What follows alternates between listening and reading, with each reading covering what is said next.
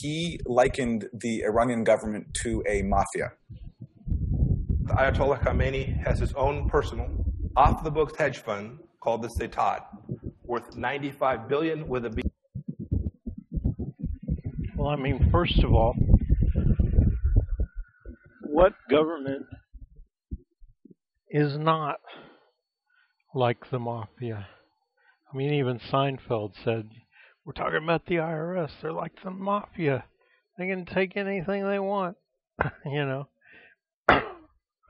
And generally speaking, I mean, okay, Americans don't tend to think of their government like the mafia until they experience the mafia-like characteristics of it. I mean, right now, I'm being persecuted because of some of the things I said. I'll show you what I said.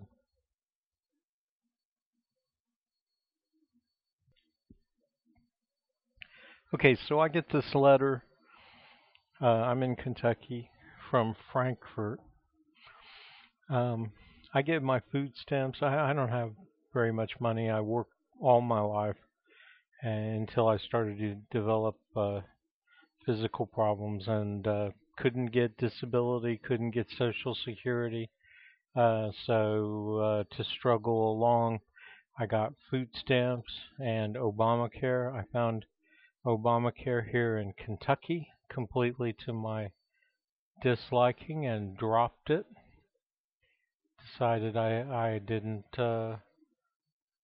like the way it was being administered, the way that they soaked my Social Security. Anyway, so repeatedly, I mean, I can't go through all the shit that the Department of Community-Based Services here, which is the ones who handle Obamacare and food stamps, all the crap they've pulled.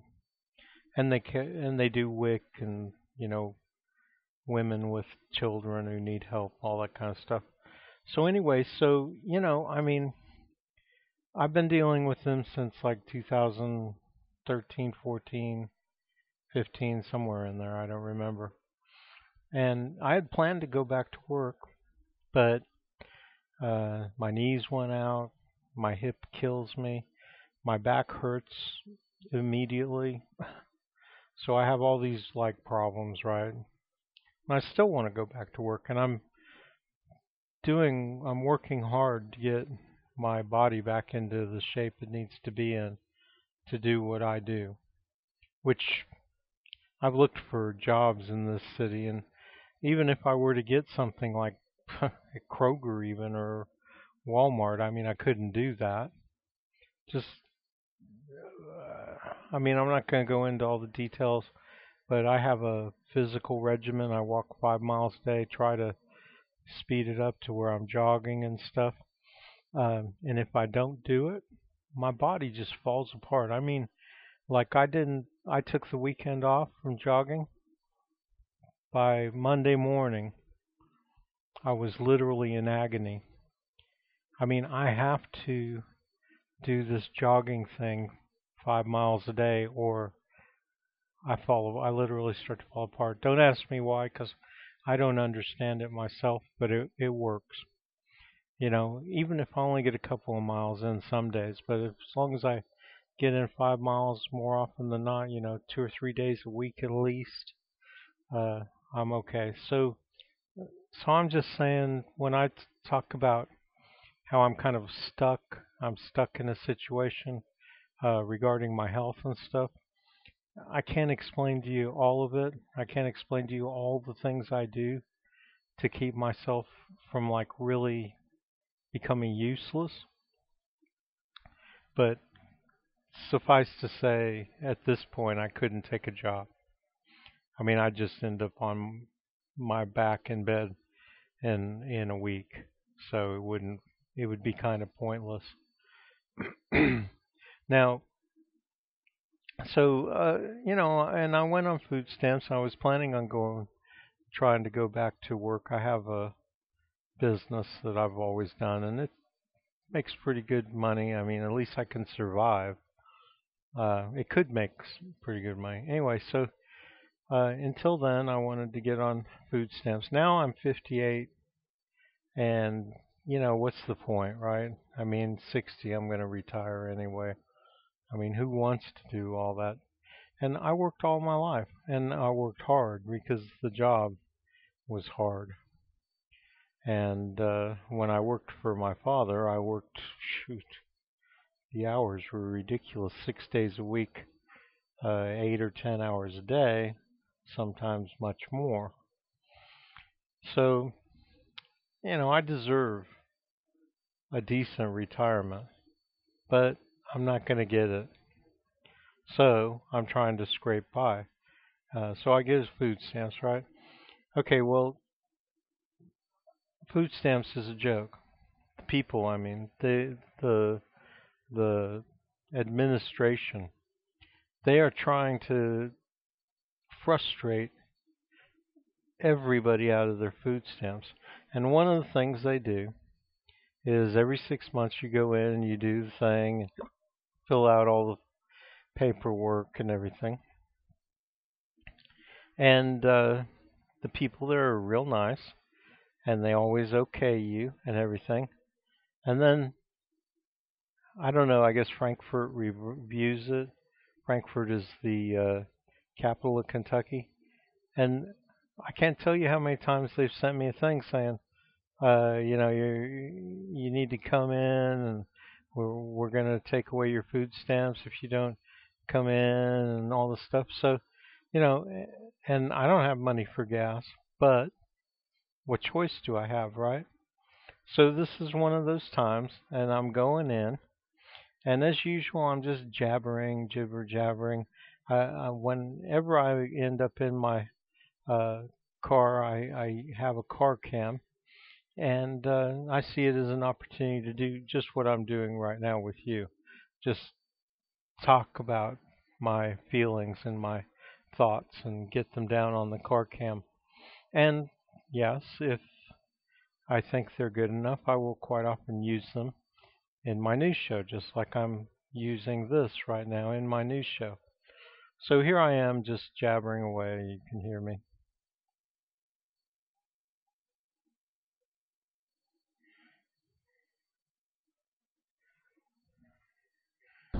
Well, there you go. The sound was out. And not stopping at the stop sign where there's nobody in sight isn't driving dangerously at all.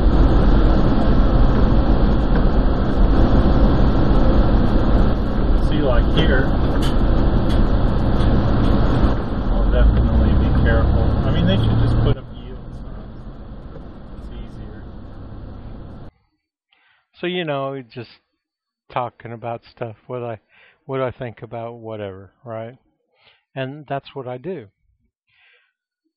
So I don't want to show this whole video, but I go down to the food stamp place, and I get down there. Here I am, down there, and what you hear is I called the Frankfurt number on the piece of paper that the letter that they sent me telling me I had to come down here. They even have this address down there. And I get down there, and there's, literally everything in this office down here. You're looking at the front of the office, and all those people are wondering what's going on. Literally empty. I'm not kidding. I was just down there like 3 weeks before. So and I'm pretty good humored about it. You can hear if you listen to the whole thing. I'm happy. I'm not upset. But I call the number at the Frankfurt office, and the girl comes on the phone, and she's like, "You're kidding.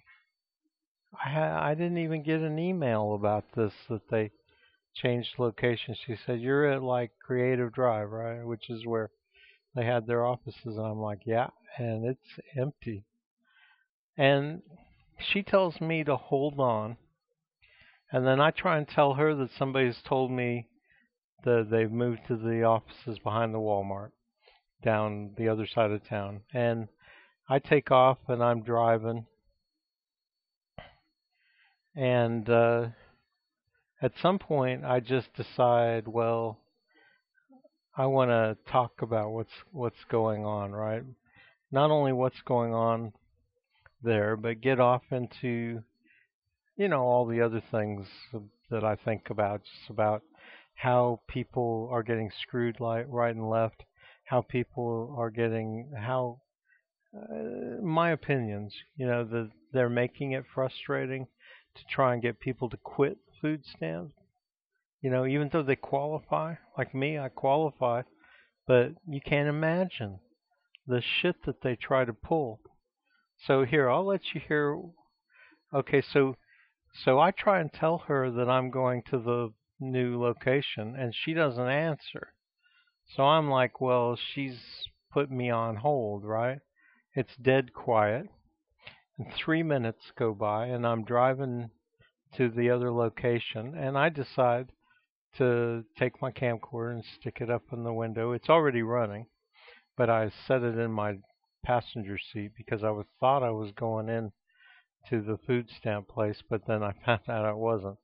So it was still sitting up in the seat next to me because I don't like it sitting there because I'm afraid somebody will see it and break into my truck to get it, right?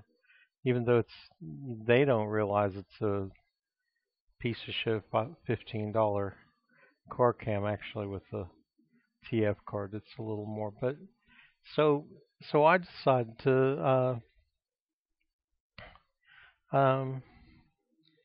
talk to my car cam, thinking that she's not listening, because I tried to talk to her and it was dead quiet. Well, it turns out that she's either come back on the line or something, and she's listening to this whole thing. And here, I'll get to where what I'm actually saying, and you can hear what I said. And mind you, this is just off the cuff. I'm not going to say it's bullshit. I absolutely do not regret anything I said. They want to say that when I said blow somebody up and kill somebody, that I was threatening them or threatening her, and they want to claim that it doesn't matter whether I didn't know I was being recorded and all this stuff. Well, I say that even if I had said it right to her on the phone, that no way did I really threaten anybody.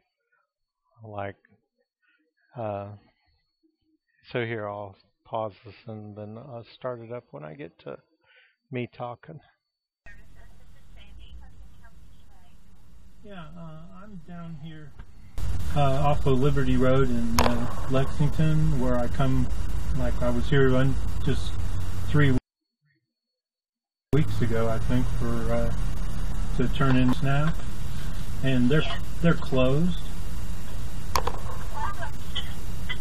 They can't be closed. The building is empty. The whole building is empty? Yeah, I mean, they've emptied the whole thing out. And everybody's down here wondering what's going on. There's no sign on the window, nothing. Good grief. Okay. I need to ask someone in the office. I don't have any emails about it. And you're in Lexington, right? Yeah.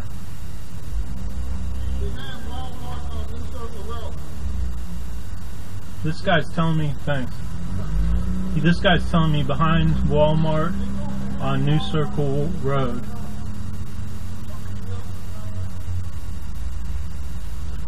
Okay, I have the address. Hang on. Yeah, that's where I'm at.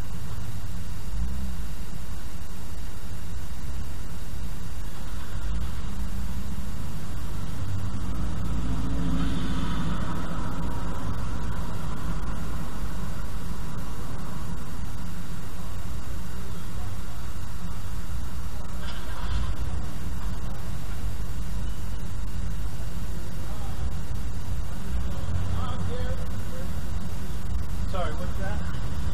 I was going to say it's 2050 Creative Drive, correct? That's where I'm at, I think. Suite 160.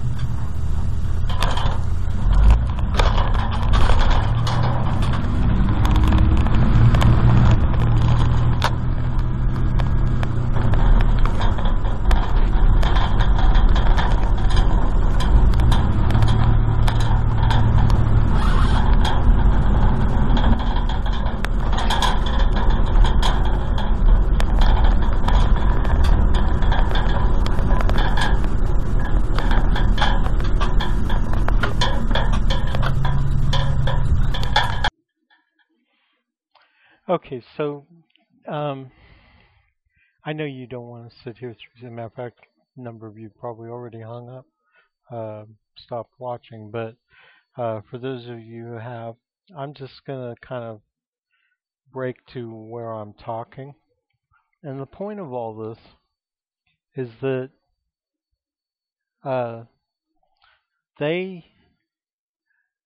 have a guy on the other end where this girl is talking to me, who's head of their security, who's an ex-Lexington cop, who has friends in the police department and friends in the prosecutors, you know.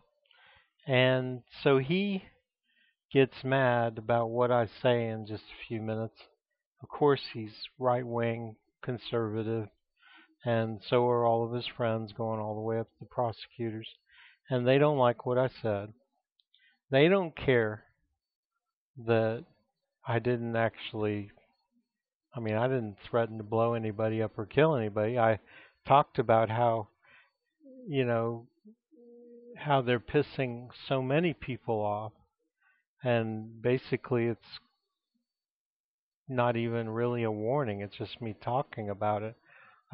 Talking about how if you piss enough people off, sooner or later somebody's going to do something, right? I mean, that's kind of a subject that interests me. So like you have 5 people, you have one person, and you piss them off. That person's not very likely to do anything. You have 5, it becomes more likely. 10, 20, 1,000, 10,000. You know, you got 1,000,000 people pissed off, and yeah, you're gonna probably end up with a bunch of them after you. You know what I mean? So yeah, I say something to that effect, and I talk about how, you know, I wouldn't participate in a rebellion against the, you know, police or anything like that. I would wait and drum up enough support until I was one of, you know, thousands or hundreds of thousands, tens of thousands of people, you know, that I wouldn't just be like, I'm not like a lone gunman kind of guy, you know. So, you know, all those things, yeah, they're scary, but you're telling me I can't talk about them, you know? You're telling me I talk about them and somebody like this hears me and now I'm being prosecuted for terroristic threatening, a year in jail, $500 fine. Come on, man. I mean, that's just not fair, right? So, you know, my point here, and you know, I just related to you the stuff that I said, uh, and if you really want to hear it sometime, I can post it. I already had it posted, so it's not like I'm afraid to post it. But for time brevity's sake on this, I've already gone so long. My point to do with the Iran thing is who's tyrannical, right? I mean, I study Iran, and for those of you who followed my news show, you know I've deeply involved with intelligence in the Middle East, mainly in Lebanon and Saudi Arabia. Not myself personally, my dad, but I got drug around by him and saw what was going on all the time and got involved to some extent because they wanted me. I was a young, uh, I would have been an asset to them. So, what I'm saying is the Iranian government, or they're not even the government, they're the religion, right? They're the Shia. Okay, so under Sharia law, maybe we would think of a lot of the things that they do as being tyrannical. Well, I mean, from my point of view, see, I think that my little experience here with them, because they come and drug me out of my house at 9 and 10 o'clock at night. I was asleep and they woke me up. And that day and a number of other times, I had called down to the police station. I'd gone down to the police station and I'd said, I'll turn myself in. I'm cooperating completely. And the cop reassured me constantly that it wasn't a problem and that, he gave me every opportunity to turn myself in and everything like that. And then they just show up on a Friday night at, I don't know, it was 9 or 10 o'clock at night. I was like, what's your fucking problem, guys? I'd even called that day, and of course, this cop had stopped answering my phone calls, the cop who was handling the case, and left a message and said, look, man, I'm right here. Tell me how much bail will be, and I'll come down there, and we can do that. But no, they show up. There's like 6 of them outside my door, and I let them handcuff me, and then they take me over. They walk me like about 1/8 of a mile. I know because I jogged this route. And then he's looking in the car, and he says, well, he's talking to his buddy, and he says, we'll have to call a paddy wagon because there's not enough room for him in the back of my car. And I'm like, this is bullshit. And they've got me standing out there for about 5 minutes, and I'm like, you guys, come on. And my neighbors are like, they won't even look at me. They're going in and out of their houses. And one of them walks right past me. 2 of them walk past me. Obviously, all these cop cars down the street with their lights going, and me, they're just trying to humiliate me. They're trying to make all my neighbors think I'm some kind of fucking terrorist or something. I mean, they've already put me on the news. They've got me on 2 websites. One's called Busted. It's just, I mean, who is tyrannical? And they didn't have to do any of that. And I've always cooperated, and I go to my trial dates. I show up. I defend myself. Everything's cool from my end. But what's obvious to me is this guy at Department of Community-Based Services, the head of security, and he was an ex-cop. And by the way, he killed somebody. And I think it was murder. I mean, he initiated a confrontation with this guy.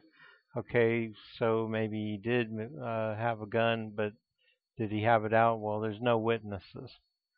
But this guy initiated a confrontation with him, claims the guy pulled a gun on him and had it on him, but then that he pulled his gun out real quick and shot him 4 times, and then he decided that wasn't enough, shot him 4 more rounds and hit him 6 times.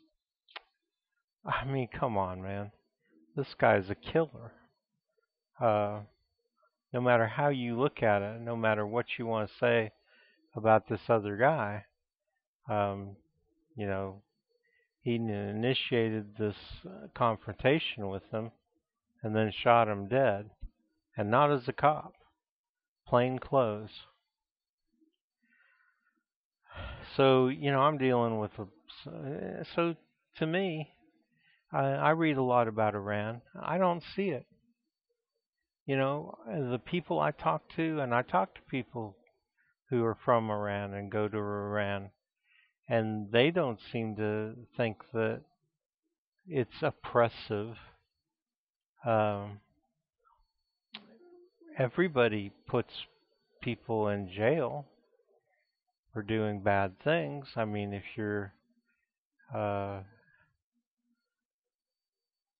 to kill people or trying to bring down the government or whatever, of course, you know, people are gonna and so often, just like Venezuela and a few other places, Cuba, you hear about on the local media, the national media, swearing up and down about how they put their political opponents in jail. Oh, but then you find out the truth, right? Yeah. He just threw a hand grenade into a crowd of people, or he fired a bazooka at the UN, or you know. And then you're gonna, are you ever gonna trust the American media ever again after they tell you that they jail people who are political opponents? I mean, you got this. They give you this picture in their head that these are wonderful, nice people who are just being thrown in jail because they don't, because the people like Castro or Maduro, whoever, doesn't want to take a chance on them beating them in an election. Then you find out what they're really in jail for is like being murderers or something.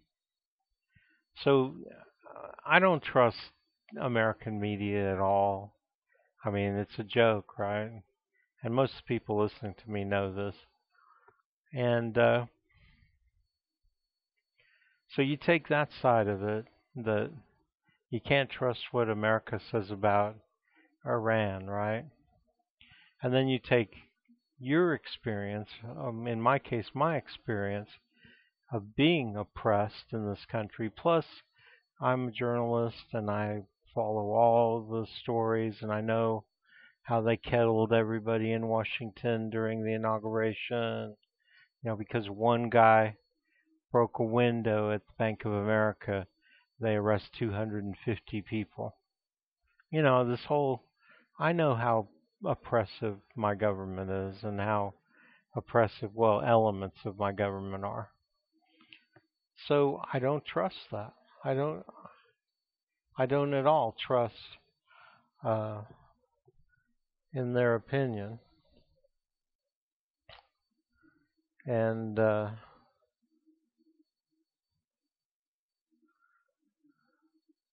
you want to see what I had to say that they're so upset about? I'm guessing that I've probably piqued somebody's interest, so I'm going to go ahead. Now we're at 8:21. That's the time and date. I guess that day. I don't know. Sometimes these are off. Whoever, they're just obnoxious, man. All the little shit that they pull to make it hard for people to get their business. So I was here less than a month ago. I was here on the 14th of September. They didn't say anything to me. And now, mind you, they think I'm talking to her, and I can understand that. But that day, I talked to this guy at security and explained to him that I wasn't talking to her, that I was talking to the car cam. That none of that matters to him. And I think I've maintained from the beginning that this is a persecution. Okay, they just don't like what I had to say, and here's what I had to say. Office. And it's empty. I mean, it's emptied out. It's completely empty. These people, whether it's the Republican governor or them or whoever, they're just obnoxious, man. All the little shit that they pull to make it hard for people to get their business done with, we're all dependent upon food stamps for food, those of us who are. When you threaten somebody's food, you really fuck with them mentally, and they're going to get pissed off. Somebody's going to do something heinous. I feel like doing something heinous. I'd love to kill one of them or blow one of them up if I could find out who's responsible for this just total disregard. Okay, now they're going to take that and say that I'm threatening them and threatening her. But all that I really said was that that's how angry they make me. How I'd like to kill them. I'd like... And I still do. Still feel that way. God, I'd like to kill one of them. So what? I'm not threatening anybody. When I said that, I'm not threatening anybody. They're taking my words and they're twisting them around. They're trying to say that I would really actually like to kill somebody. No, I would not like to kill somebody. I would never like to kill somebody. As a matter of fact, the fact that I'm saying something so extreme like that is, to me, even more proof that it's no threat at all. It's just, like saying it makes you want to strangle somebody, So, what? It's just how it makes you feel. And I don't even really feel like I have to articulate that. I think that's so common in the way people speak about things and to each other. Am I wrong here? Okay, and plus on top of that, I didn't know she was listening. I was talking to my car cam, not to her.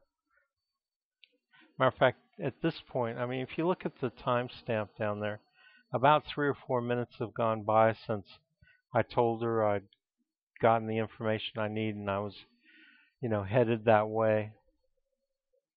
And, I know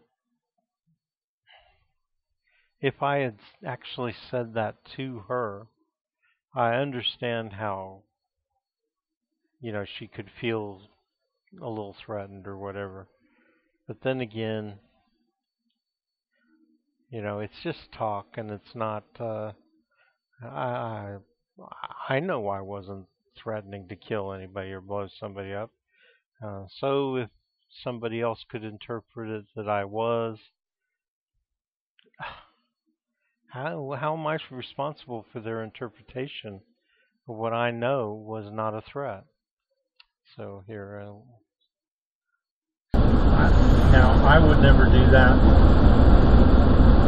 And maybe I'm weak because of that. See, I even say I would never do that. But first of all, I'm not suicidal. And second of all, first of all, And what I'm not saying here, I'm thinking it, but I'm not saying is I would never do anything like kill somebody or blow somebody up because I don't want to be like them.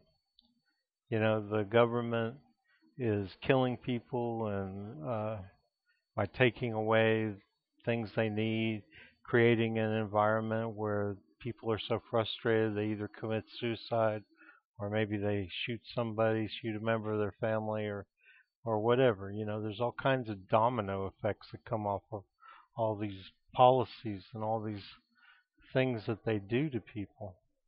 So, I'm saying I don't want to be like them. I don't want to be a killer or a bomber or anything like that.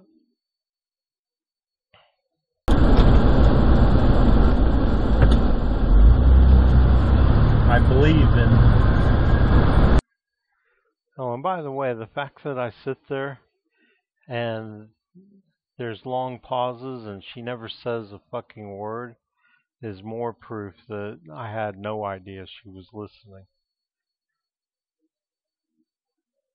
Even when dealing with bad people. I don't know though, man, you know, war is war. And these people, they declare war upon people like me every day. So I was saying, even when dealing with bad people, I have this philosophy, you know, that when you're dealing with evil people, that you're just better off not to retaliate, not to be like them, right? Not to be evil, you know, not to fight fire with fire. But then I wasn't able to get that out because I wasn't able to articulate it. And I immediately thought, wait a minute, you know, if somebody's inflicting upon you, if they're attempting to wage war against you, which to me that's what this thing is. I mean, they kill a lot of people with their policies. I mean, 40,000 people a year die for lack of health care because the GOP and, well, really the conservatives and the establishment have taken away their medicine and their food and whatever. People die. People die. You know, you don't want to think that way, but it's the truth. It's the reality. So I guess what it comes down to is when I decide and when other people decide that it's war, you know, it's simply war. It's simply a civil war. The rich are, you know, and I've said it many times that people need to get out and vote against the rich because they don't, and that they don't do it because they don't realize they're in a war. I guess the reason I don't do something really heinous is because I keep hoping that there's some kind of, you know, a better alternative.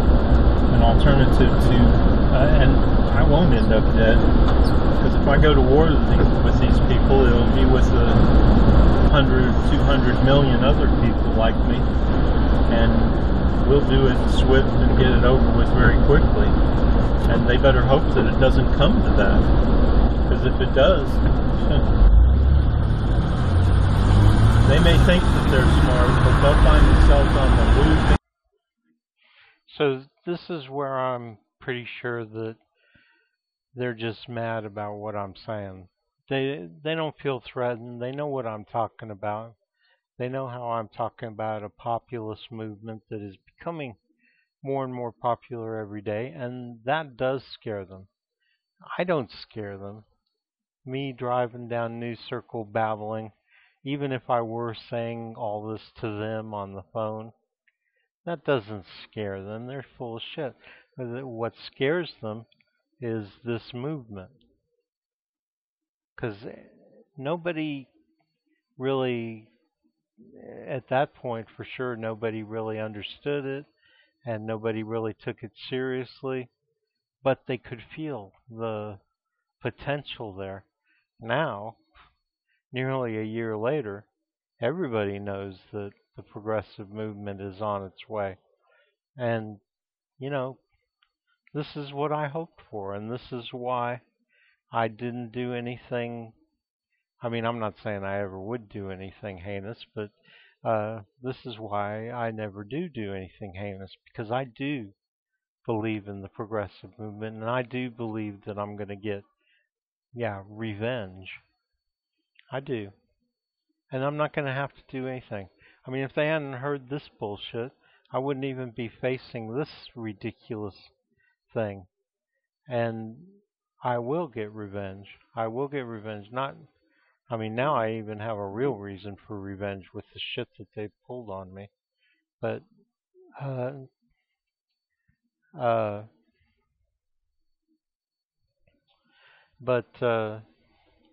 yeah, see, okay, so you get the point, right?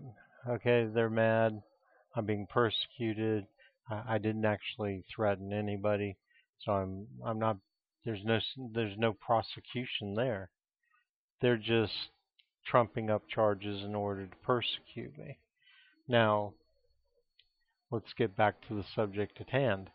So here I am, from my personal standpoint, all the crap that they pulled on me. And I'm not going to go into all that, but all kinds of shit happened with the Department of Community-Based Services. Really more than annoying, more than irritating, frustrating, more like feeling like they're actually fucking with me. Okay?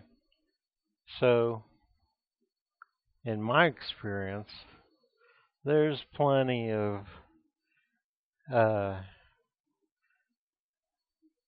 mafia-like behavior going on right here in America. And my experience is mild compared to a lot of others. I even have a lot of other people's stories that I could tell you. Ridiculous shit, like a guy telling me about how he was talking to the community-based service and they wouldn't okay his stuff because they wanted to say that he had dependents. And so one day he's talking to them on the phone and he's getting more of their just brick wall bullshit. And he says, well, I might as well just shoot myself in the head. It's just an expression, right? Well, a little while later, he's got cops knocking at his door. And he says, my big mistake was I let him in. So he lets him in, and they see a glass on the table next to where he sits and watches TV, and they go, is that alcohol? And he goes, yeah, so what? I'm in my own house. I don't have a job. This guy was a talented man, too. He used to do voiceovers and television and stuff, and they screwed him out of that. And so they go, well, we're arresting you for claiming you want to commit suicide. Okay? So they cuff him and take him downtown. When they're downtown, they say, well, we think you're drunk. We want you to take a breathalyzer. And like an idiot, he does. And so now they charge him with public intoxication. But he wasn't, he was in his own house. You're the guys who took him out of his house and made him publicly in public. So anyway, so what I'm saying is, and that's not the worst. I mean, the worst are like really awful. Julian Assange and, the big stuff. So, and people not getting their medicine and dying and all kinds of crap. So I have all that going on, of course, in the back of my head when I'm talking about this stuff to my car cam, which makes me sound like I'm a bit of a terrorist, but I'm not, right? I'm just coughing stuff up. And, and all that makes me think, you're going to say Iran is oppressive? I mean, I haven't heard anything. And you're going to say, let's get back to the thing, because this is the thing, is even left-wing media gets it wrong. This guy, who's a lefty, talking about Iran, says that the Iranian government is oppressive and that it's not good at economics, that it's ruining the economy and that people are suffering. Well, now wait a minute. I know people who lived in Iran, and I see a lot of stuff from Iran. And in my opinion, at least they're doing pretty well.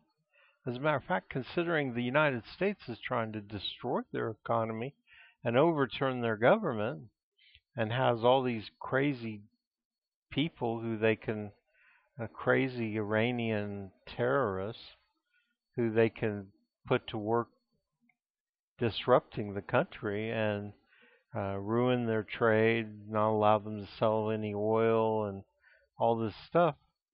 Well, considering all that, I think they're really doing a good job.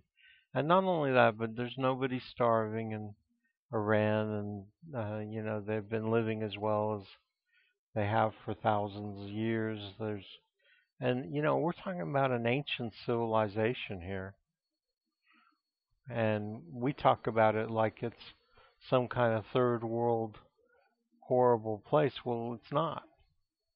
Iran is lush, green, doesn't have a lot of desert. I mean, we have plenty of poverty right here in this country, probably as much as they have. It's just nonsense, man. And the left wing should be smart enough not to fall for that bullshit propaganda, but you'll hear it right here. They'll talk about it like it's true. Dollars. That wealth is untaxed, it is ill-gotten, and it is used as a slush fund for the IRGC. The Ayatollah fills his coffers by devouring whatever he wants. This list goes on, but we've got places to go tonight. The level of corruption and wealth among Iranian leaders shows that Iran is run by something that resembles the mafia more than a government. Trina, is that a fair characterization, you think, of the Iranian government? And do you think it will resonate with the Iranian people? There's certainly elements of the Iranian government that have been likened to the mafia before, and I think there is a degree of accuracy in that. And in fact, much of the criticism against the repression of the Iranian government, and particularly its corruption, are things that a lot of Iranian Americans and Iranians would agree with. But here's the thing. I don't agree with that. I think that, supporters of the Shah, and that's what most of Iranian Americans are, would say that, right? Because they were stupid enough to get in bed with America, and when their country stood up and threw their asses out, they came to the United States, and they still hold a grudge. And he's probably one of them. He's probably an ex-Shah guy. And you notice that they say it without offering any kind of substantial proof of any kind. Requires a major leap of faith to go from the frustration that people have, understandable and legitimate frustrations that they have with the government of Iran, and to then think that Donald Trump, legitimate, but no proof. They offer us no really good examples. And, you would have to show that this is something that happens over and over and over again, not something, I have an example of somebody who was thrown in jail, or I have an example of Iranian corruption, or I have an example of Iranians taking bribes or something like that.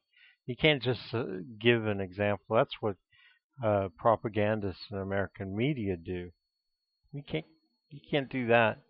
You have to show that it's pervasive and ongoing and a regular kind of thing. And I don't see it. I don't see them proving that.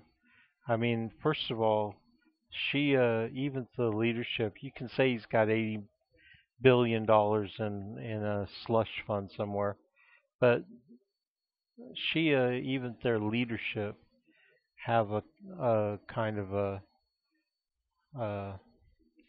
austerity ideology. They believe in the prophet, and the prophet didn't live beyond his means and all that kind of stuff. It's kind of like Republicans, they pretend to, though. And maybe in Iran you've got the same thing going on. Maybe they pretend to while they, I don't know, maybe they go home and roll around in gold coins or something. I have no idea. From what I've heard and what I've seen, that's highly unlikely. And having $80 billion in a bank account somewhere as the Ayatollah of Iran, I don't know. I I don't know if that's even true. I mean, last time I heard any money like that was frozen by the United States. So maybe that's what Pompeo is talking about. Besides, Pompeo's a notorious liar, right? Okay, so that's all I really wanted to say. It took me 50 minutes to say it. I just wanted to point out a few things. That tyranny is in the eye of the beholder, but it's also in the reality of reality.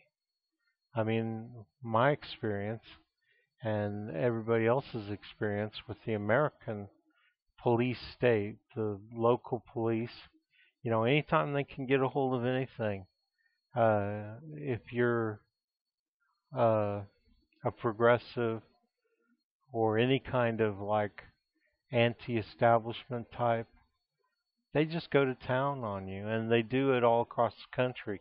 And how is that any different than Sharia law, right? So I know I went to a lot of, it took a long time, and I went to a lot of stuff to try and prove and make what I say substantial. But would you have it any other way? Would you want me to just say things and not really try to give you anything, not try to make you make sure that I'm well understood? So that's why I go to the trouble I do. And I think I do a pretty good job. Okay, y'all take it easy.